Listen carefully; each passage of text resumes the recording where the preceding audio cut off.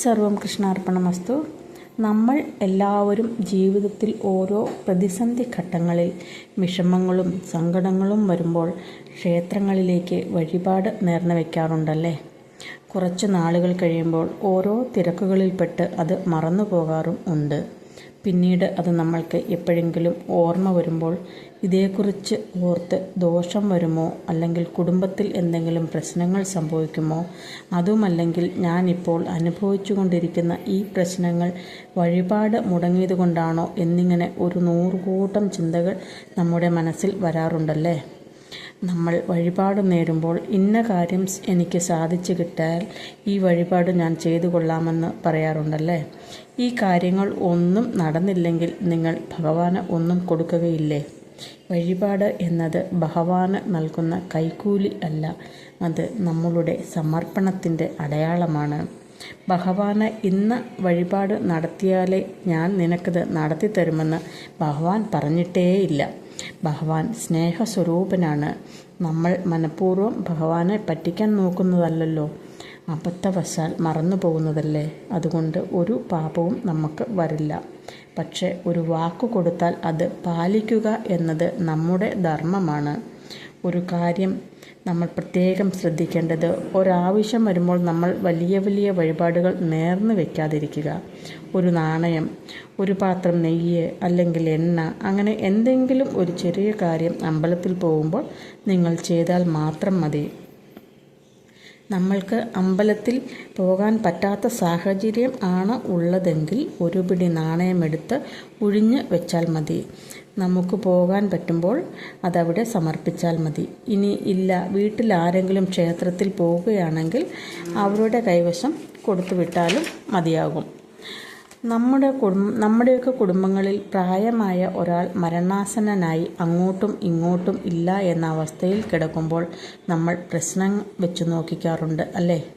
അപ്പോൾ പ്രശ്നക്കാർ ചോദിക്കാറുണ്ട്, ഇന്ന വഴിപാട് നേർന്നിട്ട് മുടങ്ങിക്കിടക്കുകയാണ് എന്ന് പറയാറുണ്ട് അല്ലേ. പക്ഷേ നമുക്ക് ആ മരണാസന്നനായി കിടക്കുന്ന വ്യക്തിയോട് ചോദിക്കാൻ പറ്റുകയില്ല. അന്നേരം നമ്മൾ പരിഹാരമായി പറയുന്നത്, ഒരു പിടി നാണയമെടുത്ത് ഒഴിഞ്ഞു വയ്ക്കൂ എന്നാണ്. ഇങ്ങനെയുള്ള ഒരവസ്ഥകളും വരാതിരിക്കാൻ കഴിയുന്നതും വഴിപാടുകൾ നേർന്ന് വയ്ക്കാതിരിക്കുക. നിങ്ങൾ അമ്പലത്തിൽ പോകുമ്പോൾ ഒരു നാണയം സമർപ്പിച്ചാൽ മതി. അതും അല്ലെങ്കിൽ പൂജാമുറിയിൽ വിളക്കിന് മുൻപിൽ നാണയം വെച്ചാലും മതി. ഈ വഴിപാട് നേർന്നുപോയി, മറന്നുപോയി എന്ന് വെച്ചാൽ എന്തു ചെയ്യണമെന്ന് പറയാം. വഴിപാട് ഓർമ്മയില്ലെങ്കിൽ എന്തു ചെയ്യണം? ആദ്യം കഴിയുന്നത്ര അതൊന്ന് ഓർത്തെടുക്കാൻ ശ്രമിക്കുക. ഏത് ക്ഷേത്രത്തിലേക്കാണെന്നോ ഏത് ഭഗവാനാണോ നിങ്ങൾ നേർന്നത് എന്ന് അതൊന്ന് ഓർത്തെടുക്കാൻ ശ്രമിക്കുക. അങ്ങനെ എങ്കിൽ ആ ക്ഷേത്രത്തിലെ പ്രധാന വഴിപാടുകൾ ഏതെങ്കിലും ഒന്ന് നമുക്ക് പറ്റുന്നത് പോലെ നടത്തിയാൽ മതി. വിഷ്ണു ക്ഷേത്രമാണെങ്കിൽ നെയ്പായസം, ശിവനാണെങ്കിൽ ധാര, ദേവിയാണെങ്കിൽ നെയ്പായസം, അങ്ങനെ ചെയ്യാം. ഒപ്പം ഒരു പിടി നാണയം തലക്കുഴിഞ്ഞ് ഭണ്ഡാരത്തിൽ ഇടുക. ഒട്ടുമിക്ക ക്ഷേത്രങ്ങളിലും ഉള്ള ഒരു പുഷ്പാഞ്ജലിയാണ് അപരാധ പുഷ്പാഞ്ജലി. ഇതുകൂടെ കഴിപ്പിക്കാം. എന്നിട്ട് അറിയാതെ ചെയ്തു പോയ തെറ്റുകൾ ക്ഷമിക്കണമേ എന്ന് പ്രാർത്ഥിച്ചുകൊണ്ട് ക്ഷമാപണം നടത്താം. ഭക്തി എന്നത് ഭയത്തിൽ അല്ല, വിശ്വാസത്തിലാണ് ഉള്ളത്. വഴിപാട് മറന്നുപോയി എന്ന് വെച്ച് ഒരുപാട് ഭയപ്പെടേണ്ട കാര്യമില്ല. ഭഗവാൻ നിങ്ങളുടെ മനസ്സിലെ ഭക്തിയെയും പ്രാർത്ഥനയെയും ആണ് കാണുന്നത്. വിശ്വാസത്തോടുകൂടി ഭഗവത് പാദങ്ങളിൽ സമർപ്പിക്കുക.